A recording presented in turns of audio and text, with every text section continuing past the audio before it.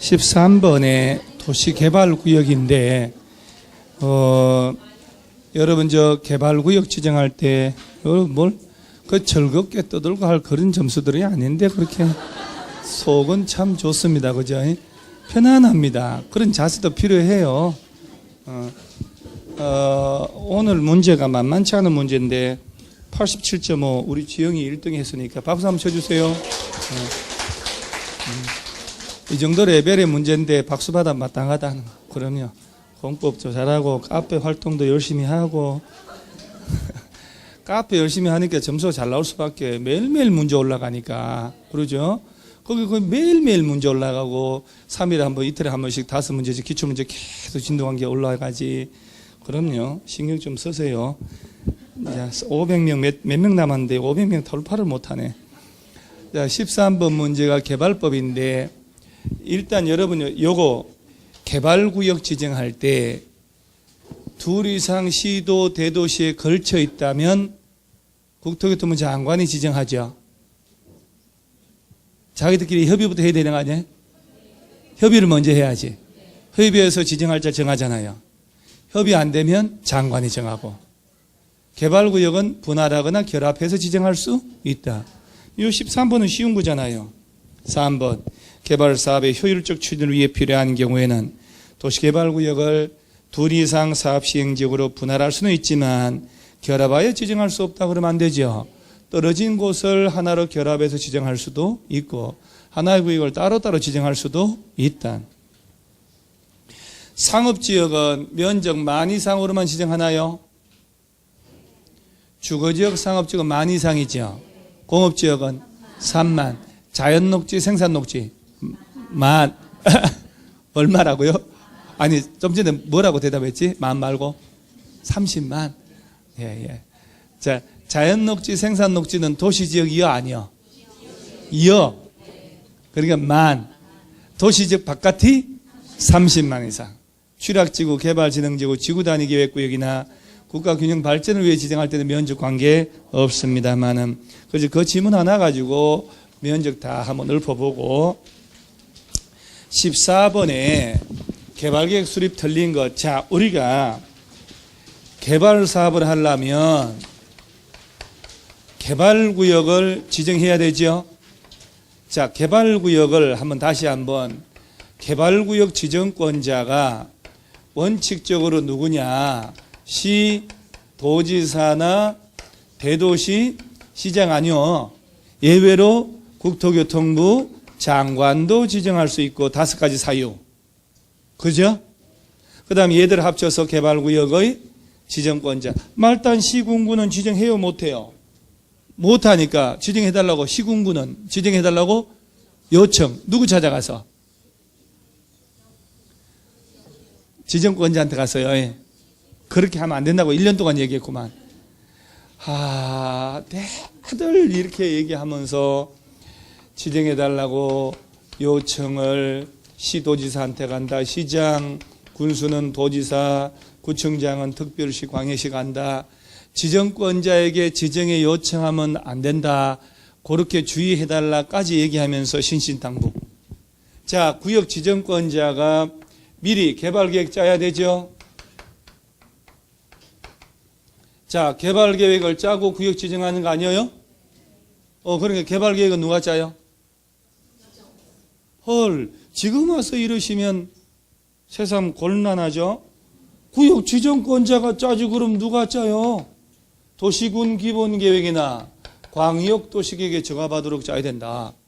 또 면적 얼마 이상이면 주거 업무, 위락, 교육 모든 기능 다 해결될 수 있는 복합도시가 되도록 하라고 330만 제곱미터 이상 할 때.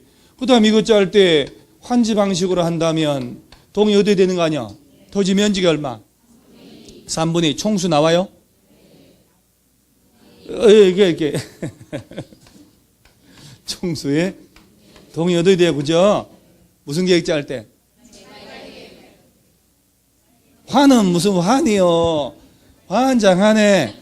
환지가 아니고 개발계획 짜고 있다니까 요거 짤 때 동의 얻으라고요. 무슨 방식으로 할 때? 그렇지. 국가나 지자체가 할 땐 동의 안 받고 짠다. 그러면 지정권자가 얘를 짠다며. 지가 짜니까 변경도 지가 해야 하네요. 그렇죠. 2번 지문이 기출문제이면서도 이거는 몰라도 풀 수 있는 거라 하면서 지정권자는 직접 개발계획을 변경할 수 없고 뭐를 없어 지가 짜는데 그러죠? 지정권자가 개발계획 직접 짜고 변경도 하고 그러죠? 또 관계중앙부처 또 시군구 사업시행자 요청을 받으면 요청을 받아서 변경할 수도 있고 직접 변경 가능해요? 지가 짰는데 변경 못한다는 게 말이 안 되잖아요. 나머지 금방 얘기했네. 그 다음에 1번 지문에 계획관리지역에 도시개발구역 지정할 때는 개발구역 지정한 후에 개발계획 수립할 수 있다. 자, 여러분 이런 문제. 보통은 계획 짜서 구역 지정하잖아요. 그리고 지정권자가 네가 사업 시행하라고 시행자 정해주잖아요. 그러면 정해진 시행자가 뭘 만들어야 된다고? 실수계획 만들어서 인가받아야 되잖아요. 누구한테 가서? 네? 그럼 지정권자가 아닌 시행자는 실수계획 작성하면 지정권자에게 인가받고 그러죠? 지정권자가 직접 하면 인가 안 받고 고시만 하면 되고 그런데 구역을 먼저 묶어버리고 나중에 개발계획 짤 수도 있다. 그때는 이걸 몇 년 내에 짜야 될까? 2년 내에 수립 고시 안 하면 다음날 다 풀려. 자, 다시 한번. 구역을 먼저 묶고 나중에 개발계획 짤 수 있어요. 그럴 때는 2년 된 날까지 개발계획 수립 고시 안 하면 다음날 실효돼요. 개발계획 짠다 2년. 330만 제곱미터 넘는 면적을 할 때는 5년이지만 개발계획 짰더라도 또 몇 년 내 실시계획 인가 신청하라고. 그러면 구역을 먼저 묶고 나중에 개발계획 짤 수 있다. 어디서 그러냐? 자연녹지, 생산녹지 지역에다가 개발하거나 그죠? 도시지역이 아닌 곳을 개발하거나 국가균형 발전하려고 국토교통부 장관이 관련 부처하고 협의해서 툭툭툭 지정할 때 그때는 먼저 묶어라. 나중에 개발계획 짜자. 묶어야지만이 건축물 건축 등에 제한받을 거 아니요. 계획 짜서 나중에 소문나면 땅 투기 다 한다고 그랬잖아요. 그 다음 하나 더. 전체 면적에 주거, 상업, 공업지역 땅 면적 다 합쳐도 100분의 30 이하인 곳, 즉 70% 이상이 녹지적인 곳. 이 5군데는 먼저, 그 다음에 개발계획 공모할 때도 똑같지만 이럴 때는 먼저 묶고 나중에 개발계획 짜도 돼요. 여러분 이제 9, 10월 달만 이 동력 문제만 잘 활용해도 있잖아요. 60점, 65점 나와요. 진짜 이거 여러분 내가 좀 점수 덜 나온다고 미리 기 죽을 필요 없다니까. 얼떨결에 점수 나오는 게 이름이 2차 과목이에요. 2차는 아무것도 아닌 게 아닌데 좀만 신경 쓰면 돼요. 집중 잘하면 된다니까. 절박할 때 집중 돼야 된다니까. 그래서 구역 지정을 먼저 하고 나중에 개발계획 짤 수도 있다. 그럴 때 요거 몇 년 내 짜자? 2년 가도록 안 짜면 다음날 전부 실효하고. 그래서 지금 그 14번 문제 1번 있죠. 계획관리지역에 개발구역 지정할 때에는 개발구역 지정한 후에 개발계획 수립할 수 있다는 말의 의미하겠죠. 계획관리지역은 도시지역? 왜니까? 자, 아까 자연녹지, 생산녹지에다가 개발하자. 도시지역? 외지역에, 도시 외지역이 어디요? 관리지역, 농림지역 아니요? 그러니까 관리지역도 보전관리, 생산관리, 계획관리로 풀어서 얘기하니까 여러분 뭐라고도 얘기하냐면 아니 도시지역 외지역에다가 구역 지정할 때 나중에 개발계획 짤 수 있다고 그랬지 관리지역이라는 말은 없잖아요. 이래 얘기하면 곤란하잖아요. 도시지역이 아닌 곳이 어디란 얘기예요? 관리지역이나 농림지역이란 얘기지 자연환경보전지역은 개발 못하거든요.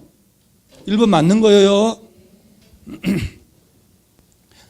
5번에 보건의료시설, 복지시설의 설치 계획도 개발계획에 포함돼야지. 자, 여러분 저 개발계획에는 지구단위 계획이 포함될까 안 될까? 지구단위 계획. 지구단위 계획은 어디 들어가야 되고? 실시계 여기에 들어가야 돼요. 그렇지. 자, 15번에 시행자 변경 사유, 그 사유를 바르지 못한 거 몇 번? 몇 번? 1번이요? 일단 변경 사유가 4개 중에, 그렇죠? 2년, 1년 나왔으니 1년 둘 중에 한 놈이 답이겠네. 그러죠? 이거 1년. 이건 알죠, 이거. 실시계 인가 받고 몇 년 내 사업 착수 안 하면? 그러면 2년 나온 놈이 어디요? 2번에 실시계 인가 받고 2년 사업 착수. 이건 맞네요? 그 다음에 행정처분으로 인가 취소했다 부도파산 3번, 4번은 확실히 맞고 1번이냐, 5번이냐, 그것이 문제로다. 그러죠? 자, 몇 번? 변경 사유 바르지 못한 거네. 자, 칠판 한번 다시 볼래요? 그러면 이 실시계획에 인가받아 공사할 때 도시개발 사업은 몇 가지 방식이 있고, 수용 및 사용 방식, 두 번째 환지 방식, 섞어서 하는 게 혼용 방식 아니에요. 그러면 시행자는 국가나 자치단체가 직접 할 수도 있고, LH공사, 지방공사가 시행자, 토지 소유자들이나 얘들을 설립한 조합을 정할 수도 있고, 나머지 나온단 말이야. 이렇게 조합은 무슨 방식만 하고, 자, 이럴 때, 자, 갑니다. 답 툭 얘기한들 기억이 나겠냐고. 전부 환지 방식으로 할 때는 이 중에 소유자나 조합 있죠. 둘 중에 한 놈을 우선적으로 정하라는 사실은 얘기했죠.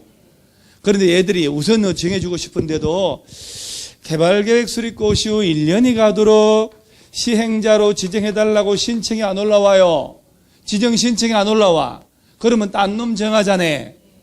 그 다음에 정상적으로 지정 신청 왔지. 지정해줬지. 그래야 변경 사유가 나오지.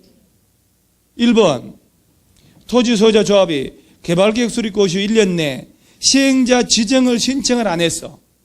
뭘 지정도 안 했는데 뭘 바꿔요, 바꾸기를. 답은 1번이지. 몰라도 1번은 시행자를 지정한겨 안 한겨? 안 한겨. 뭘 바꿔요? 바꾼다는 것은 봐요. 네가 해라고 했잖아요. 지정해줬지. 야가 실시계 인가 신청을 몇 년 가도록 안 하면, 실시계획에 인가 신청을 1년이 가도록 안 할 때, 인가 받고 2년 내 공사 사업에 착수하지 않을 때라고 해야 되는데, 이 요령이 부득이요. 요령 부득 아직도. 5번은 환지 방식으로 사업 시행하는 경우에 시행자로 지정된 소유자 조합이 개발구역 지정고시로부터 1년 내 실시계획에 인가 신청 깔끔하네. 그럼 5번은 시행자 지정한겨 안 한겨? 지정해줬다니까요. 근데 몇 년에 가도록 실시계 인가 신청이 없는겨? 할 의지가 없잖아요. 바꿔줘야지. 그러면 하기 싫다는데. 그리고 2년에 2번 올라갔다. 2번이 실시계 인가 받고 몇 년에 사업에 쿵닥쿵닥 착수 안 할 때 2년아 딱 매치가 되네. 아니, 다시 한번 잠깐만. 왜 이게 안 보일까? 문제 풀 때, 그죠? 그래 설명드리니까 1번이 말이 안 되죠.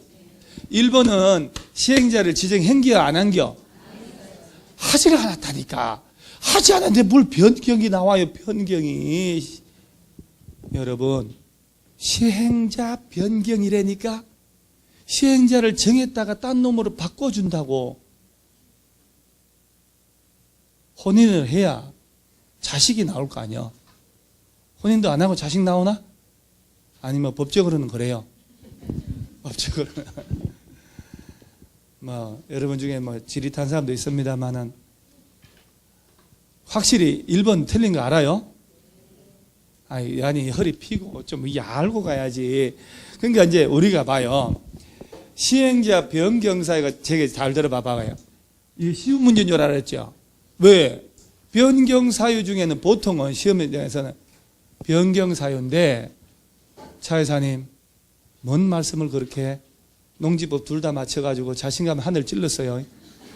자, 봐봐요. 변경 사유라 하는 것은 시행자를 지정했어, 안 했어? 했으니까 바꿔야지. 그죠? 그럴 때 보통은 1년, 2년 있잖아요. 그 다음에 부도 파산한 놈 잘라서 지금 여기서 5개 만든다니까. 그러면 6개월, 3년 보통 그렇게 내요. 그것은 실전이고 우리는 그러면 재미없잖아요. 늘상 풀어봤는데. 자, 다시 한번 얘기할게요. 변경사유라 하는 것은 시행자를 지정한 이후의 개념이잖아요. 자, 정해져. 네가 했다니까. 지정해줬는데 몇 년이 가도록 실시기에 인가 신청안 올라와? 1년. 바꿔줘야지. 인가 신청해서 인가해줬지. 건축허가거든. 몇 년 내에 또 사업 착수 안 하면 그럼 바꿔줘야지. 또 착수를 했는데 공사가 하다가 부도 파산나서 바꿔줘야지. 공사 도중에 행정처분 받았으니까 시행자 지정 실시인가 취소됐으면 바꿔줘야지. 그런데 1번은 실시기에 인가가 아니고 시행자 지정해달라고 신청이 안 올라오잖아요. 그러니까 변경 사유가 아니지. 그러죠? 딴 놈으로 환지 방식으로 할 때 딴 놈을 정할 수 있는 사유지 시행자를 바꾸는 사유가 아니란 얘기지. 그래서 답은 몇 번? 확실히 보여요? 근데 이게 설명 딱 들으면 환히 보이는데 그죠? 혼자 풀 때는 와, 뒷골 확실히 땡겼어요. 그리고 이런 문제가 1번에 가 있으면 사람들은 심리적으로 있잖아요.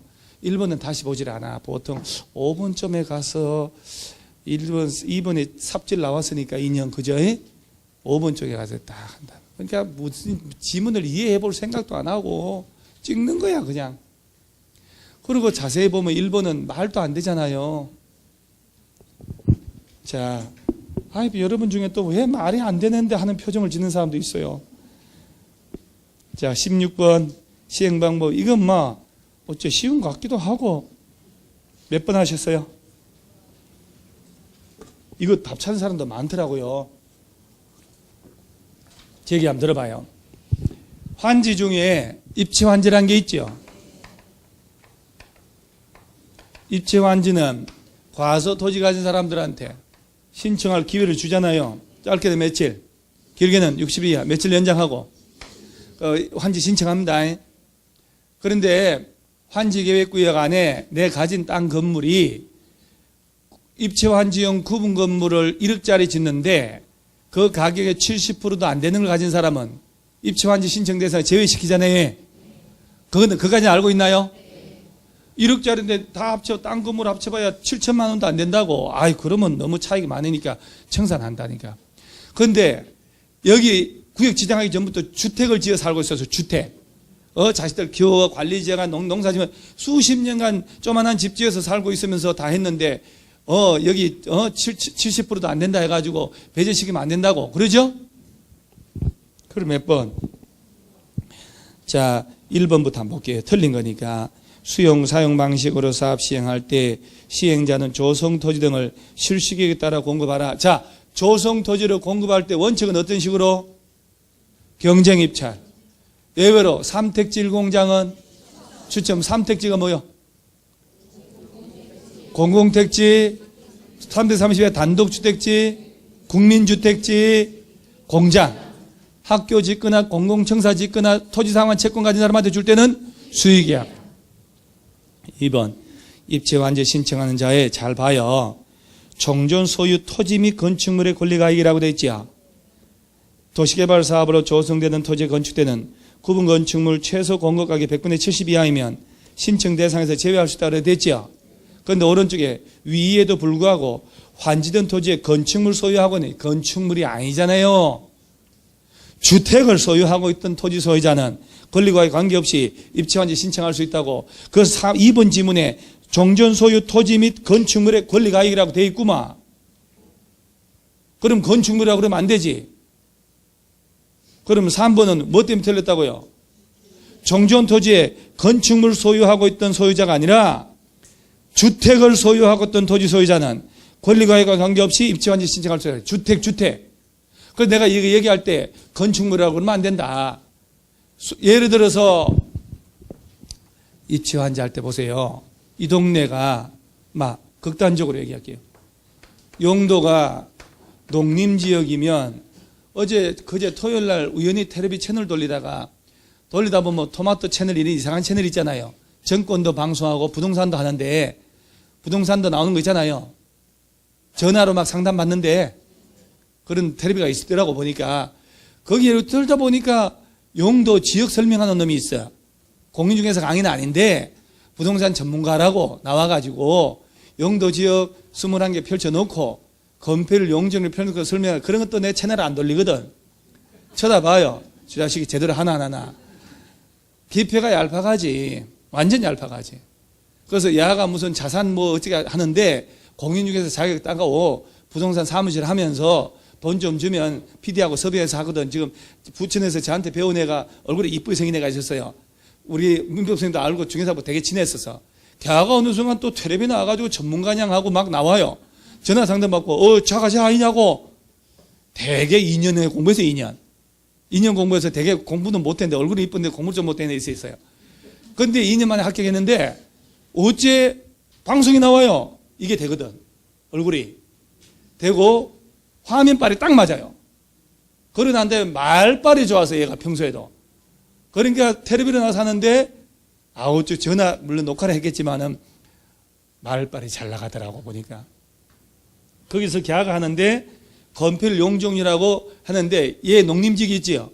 농림지역 관리지역 자연환경 보전지역에 대한 설명을 하는데 우리가 법에서 배운 거하고는 영 마음대로 지 마음대로 설명하더라고.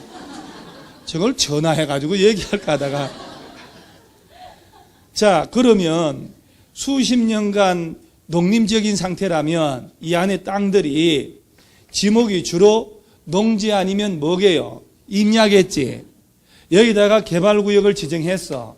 그럼 이 안은 그 순간 도시로 바뀌어 안 바뀌어요?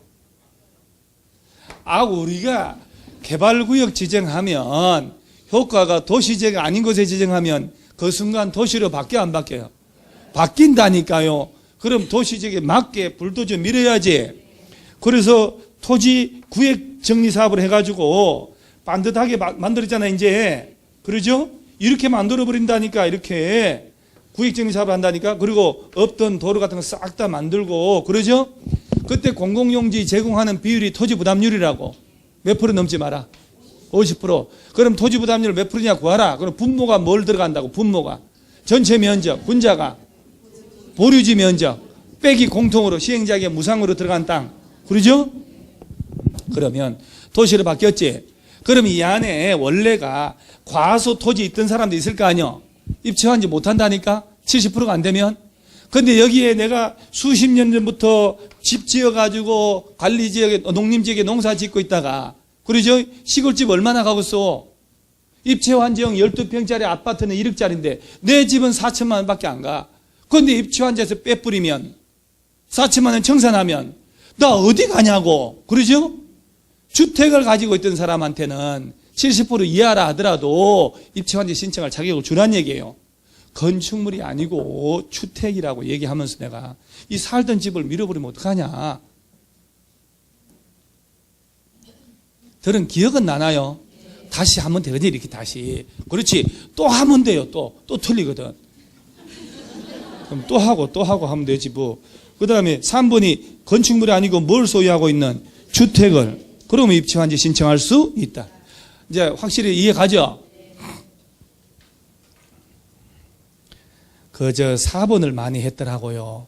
행정청이 아닌 시행자가 환지계획 작성하면 시군구 인가받는 것은 환지에 점 하나 찍으면 시군구 보건소 간다까지 얘기하고 제발 지정권자 아니니까 제발 그것 좀 신경 좀 써달라고 손에 손잡고. 야 맞아요.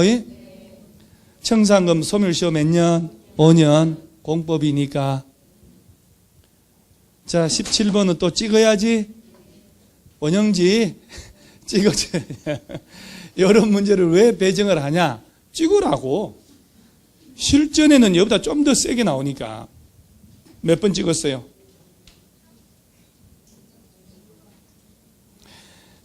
원형지. 자, 일단 뭐 시험에는 그 정도까지 나온다 그러면 이건 틀리는 문제니까. 자, 전체 개발구역 안에 원형지 공급할 수 있는 면적은 전체 면적 얼마? 2분의 1이 아니에요. 이거 원형 탈모.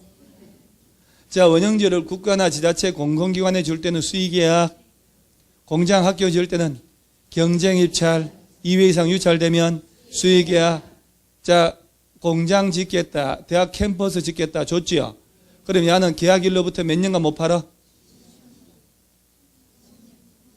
자, 정확하게 얘기해 보세요. 10년, 5년. 그럼 공급 계약을 하고 지가 2년 동안 공사해서 공사 완료했어요. 그때부터 몇 년? 그러지요. 공사 안 하고 공급 계약을 하고 가지고만 있으면 10년 지나고 팔고 공사 완료하면 5년. 국가나 지자체는 관계 없다. 원형지 공급 계약을 했다가 그 계약을 취소하거나 해지하는 사유가 있다니까요. 이에 해제 사유지요. 이에 해당하지 않는 것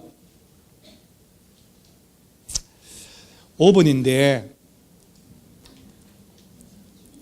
이거는 이제 원형지 개발자가 이행 조건을 이행하지 않으면 공급 승인을 취소하거나 이행을 촉구하거나 원상회복을 명하거나 손해배상을 청구하거나 이런 이 중에 하나 할 수 있는 사유지 해제 사유가 아니에요.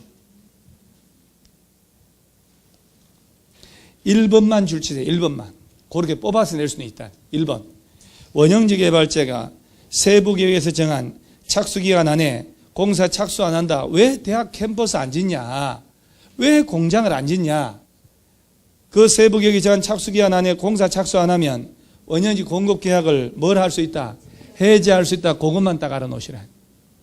그것은 고려 낼 수도 있어요. 근데 제가 지금처럼 요래 만드는 식으로 문제는 조금 아마 힘들 거예요. 원형지 나오면 얘가 중요한 게 아니거든요. 원형지는 그 제도적 목적이 중요하니까 이것저것 섞어서 내면서 1번 지문을 그런 식으로 낼 수는 있다는 거예요. 답은 5번이지만 나머지 안 봐도 돼요. 1번 지문만. 그 착수기한 안에 공사 착수 안 하면 원형지 공급계약을 과거로 소급해서 해제할 수 있다. 다시 빼앗아간다는 얘기 아니에요?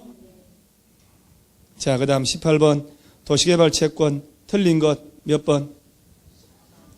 그 2번에 행정자치부는 제가 오타낸 거예요. 워낙 매년 바꿔서 행정안전부인데 행자부, 행안부, 안전행정부 나도 모르게 하다가 툭 치는데 이렇게 쳐져서 행정안전부. 그러면 자, 이거부터 한번 보세요. 도시개발법에서 도시개발 채권하고 두 개 이거 비교해야 돼요.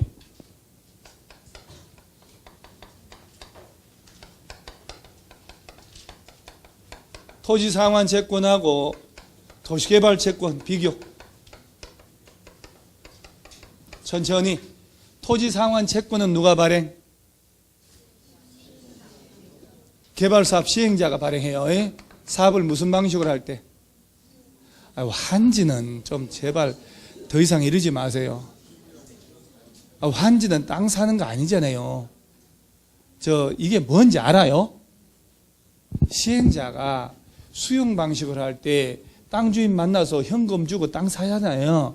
그래야 되는데 땅 주인이 뭐라고 하냐면 나 일부만 현금 받을 테니 공사 끝나서 신도시 조성한 땅으로 돌려주면 안 될까나. 그럴 때 그 일부를 지급하기 위해서 채권 준다니까. 그리고 땅을 산다고. 그리고 공사 끝나면 이 채권 가진 사람한테 땅을 돌려주잖아요. 그러니까 환지 방식은 등장하면 안 되지. 그 누구한테 승인받아서? 지정권자. 이거 진짜 기억이 진짜 희한하네. 여러분이 문제예요? 과목이 문제예요? 과목. 넌 또 심장이 쫄깃하네. 강의 한 놈은 문제 아니야. 강의 한 사람은 죄 없어요. 진짜 저는 참 열심히 살은 죄밖에 없어. 내 인생에서 열심히. 낙이라고는 주말에 그냥 미스터 선샤인 한번 보는 낙. 다른 짓 하지도 않아. 다음 주 다 끝나는데 이거 아쉬워서 어떡하냐 이거.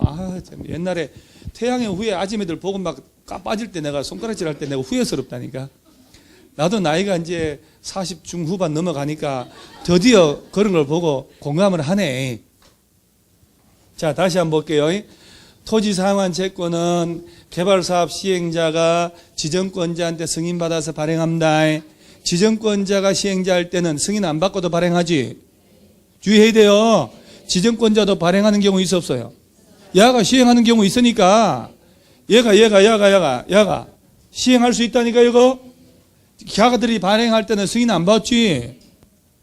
지정권자가 아닌 시행자가 발행할 때 누구 승인? 지정권자. 그 다음에 야는 기명, 무기명.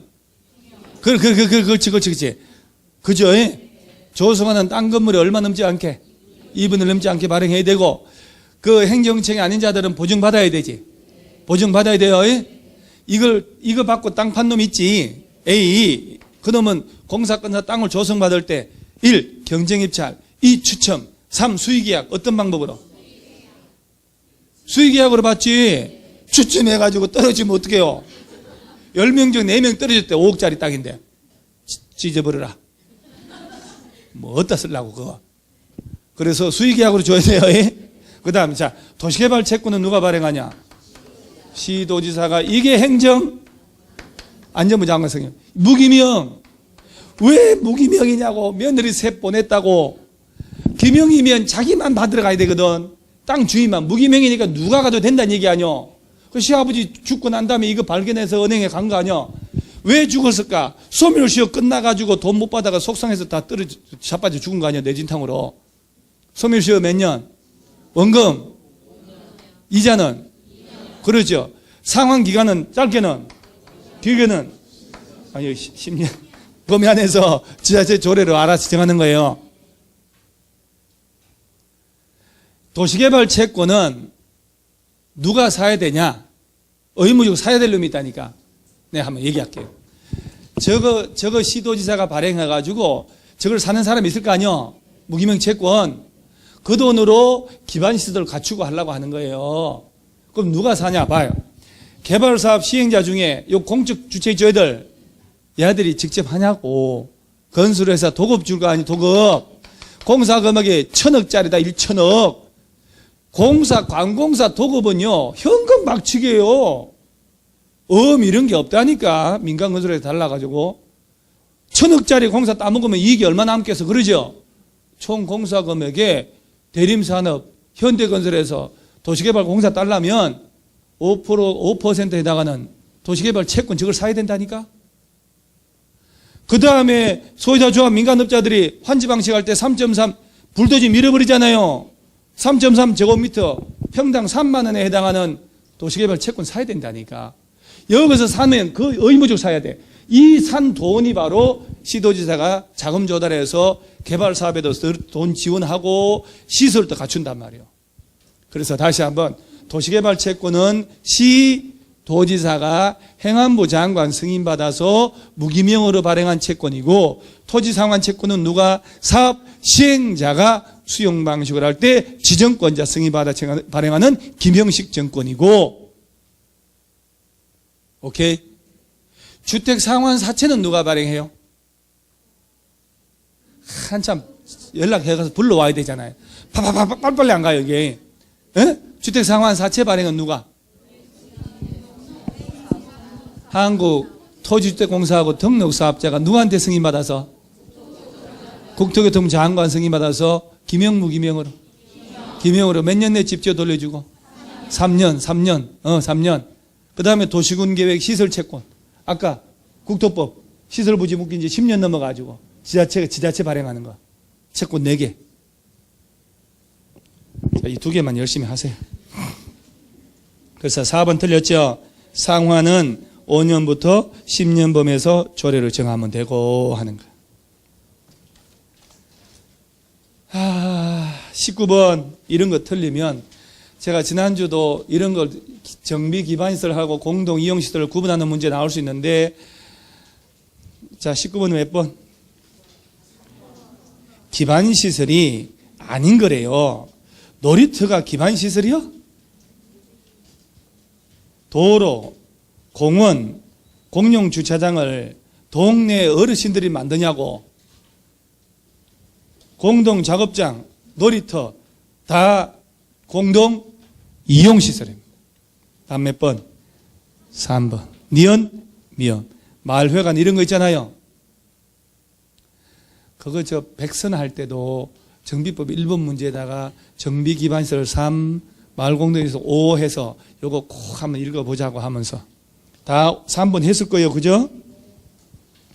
자, 20번 정비기본계획 옳은 것은 옳은 거 몇 번 하셨는데요?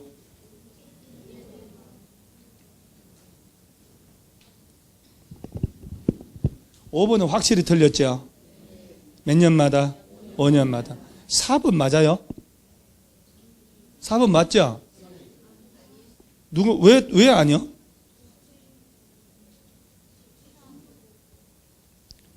어떤 데도 틀린 이유를 들어보면 틀린 이유도 틀린 게 많아요.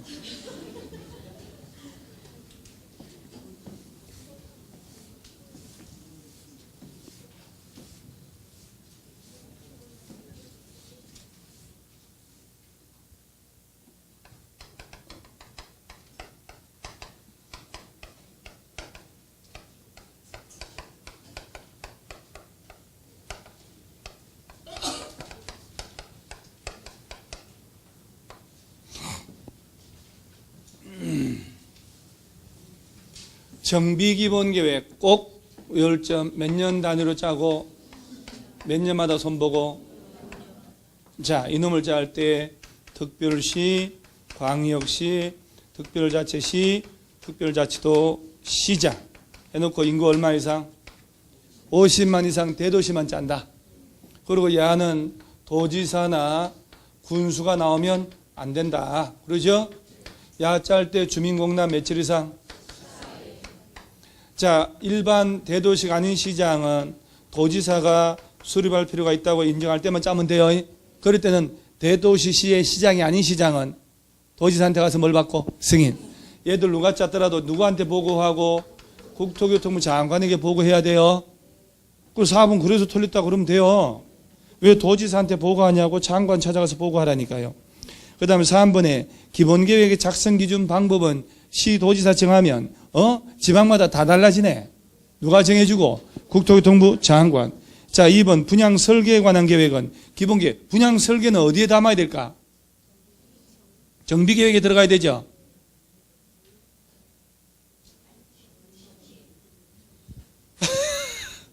분양 설계는 언제 기준으로 짤까요? 분양 설계는 기준이 언제? 예? 분양 신청일? 뭐가 어째 도대체 다 돌아가는지 안 돌아가는지. 아니 분양 설계가 무슨 정비기본계획, 정비계획에 왜 들어가요 저기에? 아직 구역도 지정 안 했는데 무슨 설계가 나와요. 그러죠? 구역 지정하면 정비사업 들어가잖아요. 정비사업 종류 몇 가지? 그러죠? 그러면 이제 조합 만들었다 쳐요. 조합 이름으로 뭘 만들고? 그렇지. 시행계획서 만들어서 인가를 시장 운송에게 받아야지. 자, 시장 운송이 인가고시 해주겠지. 인가고시 떨어지면 며칠 내 조합에서 분양신청기간 통지하고 일간신문에 공고할까? 인가고시 후 며칠 내? 오, 다행이네. 그러면 조합원 여러분 분양신청하세요 통지한다고 그랬잖아요. 자, 분양신청기간 줄 때 이렇게 주잖아요. 그죠? 그러면 조합원들 중에서는 분양신청하고 안 하고 막 나오잖아요. 분양신청 다 끝났다. 그러면 분양신청 결과에 따라서 뭘 만든다고? 한참 걸렸네. 3년 걸려 3년. 자, 만들어서 인가 받죠? 자, 이것도 인가 받아야지. 자, 인가 신청하면 며칠 내 인가 여부 통보해 줄까? 딱 30일 내 딱. 시행계획 인가 신청하면 며칠 이상 주민공람 시킬까? 딱 하니만. 그 다음에 이제 공사 들어가잖아요. 자, 이때부터 철거 들어가니까 사용 수익할 수 없다니까 민법 280조 81조 주임법 상임법 4조 9조 적용하지 않는다. 관리처분계획의 내용 속에 제일 중요한 게 분양 설계가 여기 들어가요. 저게 아니고 설계가 나오는 게 여기서 나오는. 이 분양 설계는 언제 기준? 분양 신청 기간에 만료된 날이라고 180번은 얘기한 것 같아요. 그 다음에 관리처분계획 내용 중에 또 두 번째. 뭘 추산이고 뭐고 간에 봐봐요. 여러분 조합원 중에 좀 생각을 해봐봐요. 우리 재개발해요. 조합원 중에 자 여기 두 분단은 분양 신청 안 했어요. 그럼 90일 내에 현금 청산할 거 아니야. 관리처분 인가고시 된 날 다음 날부터 분양 신청했잖아요. 또 누가 분양 신청한 사람인지 이름은 들어가야 될 거 아니요. 분양 대상자가 누군지 주소 성명을 넣어야 누구냐고, 이게 제일 중요하다니까요. 그러죠? 분양 대상자, 또 줄였더니 또 뭔지 모르겠네. 분양 주소 성명 누구냐고, 그죠? 누구냐고. 이 사람들이 나중에 분양 예정 대지 건축물의 추산액이라고, 지금 가지고 있는 땅 건물의 명세하고 가격을 뽑아라고. 이 가격은 언제 기준? 사업 시행 계획인가 고시가 떨어진 날이 3월 1일이면 이날 기준으로 2군데 이상 감정평가한 가격, 평균한 가격이 들어간다 이 말이에요. 그 다음에 또 뭐이? 전체 비용이 좀 얼마나 들까? 추산에 조합원들의 분담 규모 시기, 또 소유자 외 저당권 기타 권리 명세, 세입자 손실보상하는 권리평가 명세, 세입자 누구냐, 저당권 누구냐, 이렇게. 여기 저기 처박혀 있다니까. 그러면 1번이겠네. 그죠? 1번에 기본계획 수립할 때 며칠 이상 주민공람 14일, 당연히 지방의 의도고 심의 거쳐야 되잖아요. 심의가 맨 끝이라고 얘기했죠 항상. 14일 요거만 안 틀리면 맞는 거요. 이거 답 1번. 야, 2번 한 사람들은 그러지 마세요. 분양 설계가 왜 여기 들어가요? 생각해 봐봐요. 자, 이제 우리가 느낌이 정비 기본계획 짰다. 구역 지정했어 안 했어요? 뭘 해요? 해결을 아직도 한참 남았구만. 그죠? 구역도 지정 안 했는데 무슨 놈의 설계가 나오냐고. 분양 신청이 끝나야 설계가 되지. 그죠? 시기를 좀 이렇게 쫙 놓고 보자 이 말이야. 10년 걸린다 치면. 자, 21번. 자, 드디어 내가 이거 믿습니다 진짜. 21번 내가 지난주에 백선할 때 그 재개발을 시장문수 등이 직접 하는 사유다. 그 박스에 8가지 사유 중에 천재지변이 있었고, 자, 정비계획이 정한 정비사업 시행 예정일로부터 몇 년 내 시행인가 신청 안 하면 또 3년이래요. 자, 추진인의 승인받고 몇 년 내 조합 설립인가 신청 안 하면 3년. 3년 내 조합 설립인가 또 몇 년 내 시행인가 신청 안 하면 진창 엉망입니다. 국공유지 면적의 전체 면적 얼마 이상? 자, 요약집 가져왔나요? 이거는 꼭 봐야 돼. 이거 진짜 공법 징하다 징해. 그죠? 이래서는 안 돼. 너가 또 해야지. 몇 페이지요 이게 도대체가? 83페이지. 또 봐야 돼요. 요약집만 봐도 돼. 이번에는 83페이지 보니까 오른쪽에 시장문수 등이 공공시행자 나오잖아요. 오른쪽 페이지 박스에 8가지 나오는데 2번, 3번, 7번은 특히 신경 써놓고 7번에는 별까지 그려놓고요. 그러면서 3번은 주로 정답 처리 안 될 거다. 괜히 했다가는 싸움 난다. 그러면서 2번 아니면 7번, 2번 몇 년 내 시행인가 신청 안 하면 2년. 자, 7번은 국공유지 면적 얼마 이상? 2분의 1. 과반수가 와서 시장문수 네가 하라고. 답은 2번 이놈이 답이에요. 요 놈을 갖다 놨다고 위치 바꿔놓고 5번에다가 21번은 답은 몇 번? 5번. 고시된 정비계획에 정한 정비사업 시행 예정으로부터 3년 내 시행인가 신청. 3년이 아니고 2년. 이게 무슨 문제인지 아시겠어요?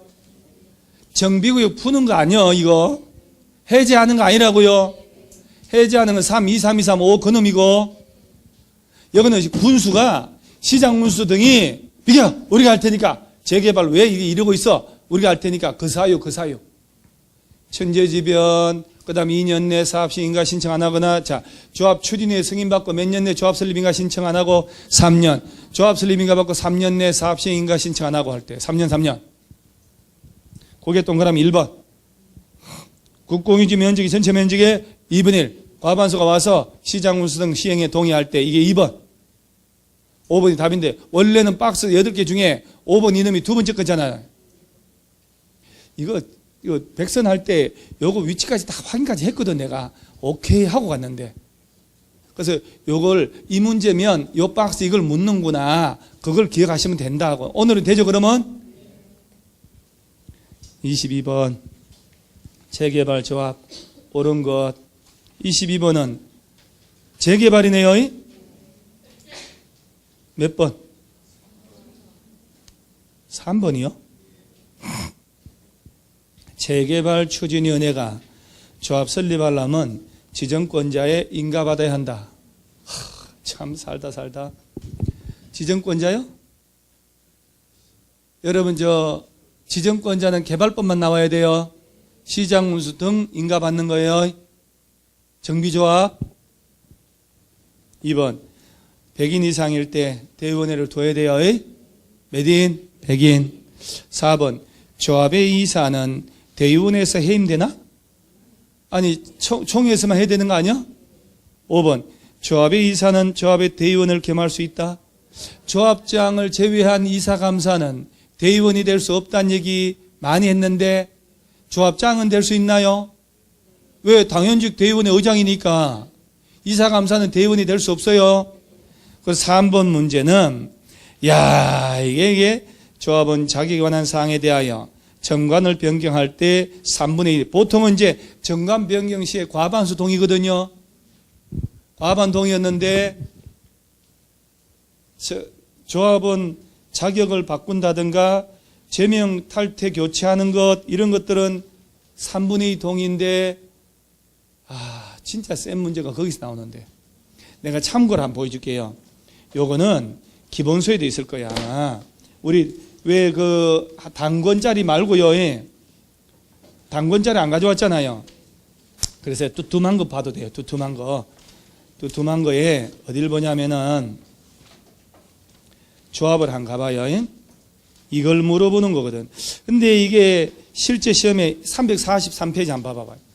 실제 시험에서도 이건 충분히 나올 수 있는데 이거 대처를 할 길이 애매하다니까. 343페이지에 밑에 정관 작성이 있죠. 한 장을 더 넘겨보면은 다음 344페이지 맨 위에 조합의 정관을 변경할 때 총회 개최해서 조합은 얼마 찬성으로? 과반 찬성으로 시장 운수 인가 바꿈 변경하는데 위 1에 2, 3, 4, 8, 13, 16의 경우는 3분의 2잖아요. 이걸 낸단 말이지. 그 나쁜 놈들 아니요? 다시 앞장으로 넘어가면, 아예 책 안 보는 사람도 있네. 343페이지에 박스 있죠? 이게 정관의 내용이야. 이거 변경하려면 얼마 동의? 4분의 과반수인데, 그 중에 보라색으로 굵게 놓은 거 있지요? 여러분 절대 안 되니까 내가 여기다가 낱개로 3분의 2 하고 2, 3, 4, 8, 13, 16을 3분의 1로 옆에다 해놓은 거예요. 그럼 제가 냉정하게 얘기할게요. 여러분들 중에는 정관을 변경할 때 과반수 동의였는데 3분의 2 동의 안 받는 거 찾아봐라. 3분의 2 동의 받는 거 찾아라. 이까지 공부할 만한 여력이 있는 사람은 없다라고 감히 얘기합니다. 그래서 이 문제가 무슨 문제냐 하는 것만 알면 되는데, 혹시 이 상태에서 냅두고 일단 내가 이거를 또 한번 얘기할 기회가 있을 텐데, 정관을 바꿀 때 과반수 동의 얻으면 돼요. 그런데 여기서 두 개만 알아놓으세요. 조합원 자격을 바꾼다든가 돈 관련된 거 있죠. 2번에 조합원 자격이 있죠. 조합의 제명 탈퇴니까 2번, 3번 조합원 관련된 거잖아요. 그 다음에 8번에 조합의 비용 부담 나오잖아요. 회계, 돈 관련된 거나 조합원 관련된 거 바꿀 때는 과반수로 안 돼. 3분의 2 해야 돼. 그것만 기억해 놓으세요. 이렇든 저렇든 야만 알면 답은 다 풀릴 거예요, 아마. 조합원 자격 관련된 거나 돈 관련된 거 3분의 2 찬성해요. 나머지 일반적으로 얼마?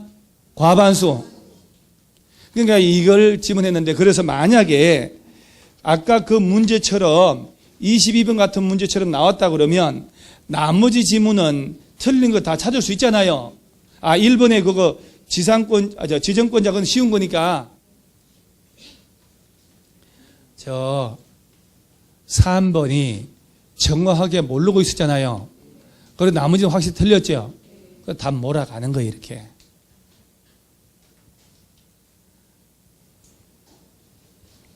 (23번) 문제는, 자, 22번은 답은 몇 번이라고요? 3번. 이거 맞는 거예요. 조합원의 자격에 관한 사항에 대한 정관을 바꾸고 제명 탈퇴 등에 관한 내용을 바꾸고, 자, 회계라든가 비용 부담하는 거 있죠. 돈 관련된 내용을 바꿀 때는 동의 얼마? 3분의 2. 나머지는 과반수. 이렇게 한번 들어놓으면 혹시 이 부분 시험 낼 때 당황하지 않는다는 거. 그 다음에 23번 지상권 해지 틀린 것 5번이죠. 봐요. 사업 시행 인가받은 경우에 지상권, 전세권 설정, 임대차 계약 기간에 대해서 민법 이런 걸 적용 안 하면 이때부터인데 봐요. 사업 시행 인가받고 난 다음부터 임대주인법, 상인법, 민법 적용 안 해버린다. 임차권자 보호하는 거. 그럼 나 어떻게 해요? 분양 신청도 안 했는데 미리 나가라고? 언제부터? 관리처분 인가를 딱 떨어지면 이때부터 철거하니까 너의 집에 새들어 살지 마라. 그래서 민법, 주인법, 상인법 적용하지 않는 것은 언제부터? 관리처분 인가가 50 떨어진 날부터 이 인가 떨어지고, 관리처분 인가요? 사업 시행 인가가 아니고, 나머지는 뭐 쉬운 지문이고. 자, 24번 관리처분 계획, 관리처분 옳은 것은 답은 2번이죠. 1번 관리처분 인가 고시가 선 때에는 종전토지의 임차권자는 사업 시행자 동의받아도 종전토지 사용 못하나요? 자, 원래 언제부터 사용 수익 못한다? 관리처분 인가 고시 딱 떨어지면 사용 수익 하지 마라. 언제까지? 이전 고시가 있는 날까지. 사업 시행자 동의 얻으면 그러하지 아니하다. 동의 얻으면 돼요? 2번은 맞잖아요. 재해나 위생상 위해를 방지하기 위해 토지 규모를 조정할 특별한 필요가 있는 때에는 관리처분 계획으로 건축물의 일부하고 그 건축물이 있는 대지에 공유 지분을 줄 수 있다. 입체 환지처럼 할 수 있다 그랬잖아요. 3번 재건축 사업 시행자는 관리처분 계획 수립하여 시장 운송 인가받고 당해 관리처분 계획 중지할 때는 신고한다. 자, 이거 수업 시간에 관리처분 계획을 뭐라냐? 사업 시행자는 관리처분 계획 수립하여 시장 운송에 제출하여 인가받고 변경 동그라미, 중지 동그라미, 폐지 동그라미 다 동그라미 해줬죠? 할 때도 또한 같다. 경미한 변경할 때 빼고 신고하는 게 아니고 변경한다고 인가받아야 돼요. 자, 그리고 재개발할 때 재개발 사업의 관리처분 기준 정할 때는 정비구역 안에 지상권자에 대한 분양을 포함하고 제외하고 재건축은 전원동의 얻으면 정비 기준 이 기준을 무시하고 전원동의 얻은 대로 할 수도 있다. 이 4번, 5번은 너무 중요하다고 연습한 거고 4번, 5번 다 틀렸잖아요. 정비법은 뭐 오히려 개발법보다 정비법은 실전에서 이거보다 훨씬 더 어려운 게 2개 나올 겁니다. 손 못 대는 거. 이거 뭐 보편적인 문제 나왔는데 찬물 한 잔 묻고 또 쉬운 과목으로 가요. 날탕으로.